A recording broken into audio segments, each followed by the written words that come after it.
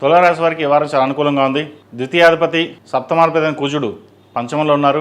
రాశ్యాధిపతి అష్టమాధిపతి అయిన శుక్రుడు పంచమంలో ఉన్నారు. తృతీయాధిపతి అష్టమాధిపతి అయిన గురువు భాగ్యంలో ఉన్నారు.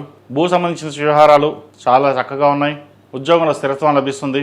వ్యాపార అభివృద్ధి చక్కగా ఉంటుంది. రావాల్సిన బెనిఫిట్స్ ఏవైతే ఉన్నాయో కలిసి వస్తుంది. స్థిరాస్తుల కొనుగోలు కానీ అమ్మకాలు కానీ కలిసి వస్తాయి. గడిచిన కొన్ని వారాల కంటే కూడా ఈ వారం మీకు చాలా అనుకూలంగా ఉంటుంది. దూర ప్రాంత ప్రయాణాలు కలిసి వస్తాయి. ఆరోగ్య విషయంలో చిన్న చిన్న జాగ్రత్తలు తీసుకోవడం చెప్పదగినది.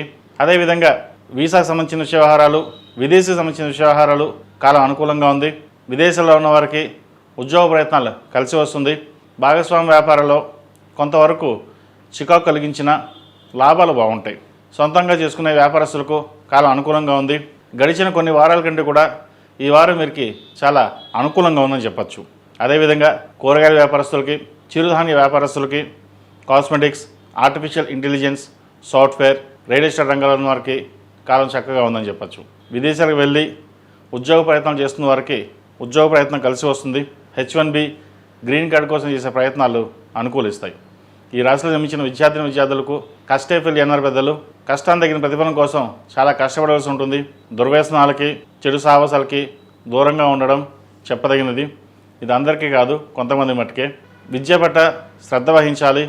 అన్నీ మనకే తెలుసు, ఏదైనా మనం సాధించగలం అనే ఓవర్ కాన్ఫిడెన్స్ ఎక్కువగా ఉంటుంది.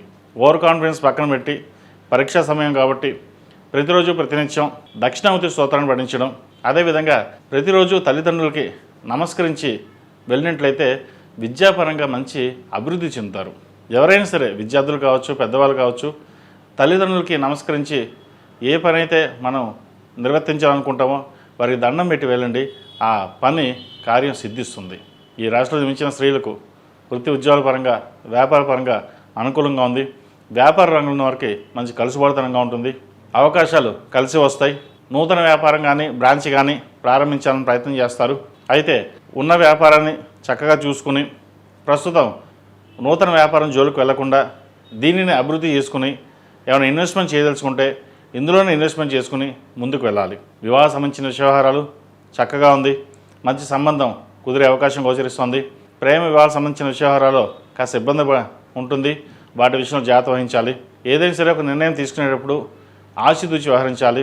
ఆంతరిక విషయాలు కూడా ఇంట్లో వాళ్ళు కాకుండా బయట వాళ్ళతో షేర్ చేయడం వల్ల భవిష్యత్తులో ఇబ్బంది పడే అవకాశం గోచరిస్తుంది.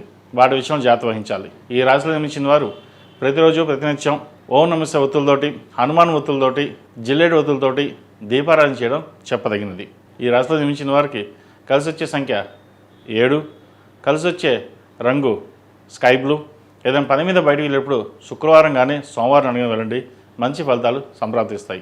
ఈ పూజస్టోర్.in పసుపు కుంకుమ నుంచి దేవత విగ్రహాల దాకా అన్ని రకాల పూజలు, వ్రతాలు, గృహప్రవేశం, హోమాది శుభకార్యాలకు కావలసిన పూజా సామాగ్రి అంతా ఒక్కొక్క క్లిక్ తోనే మీ ఇంటి వద్దనే పొందండి. ఈ పూజస్టోర్.in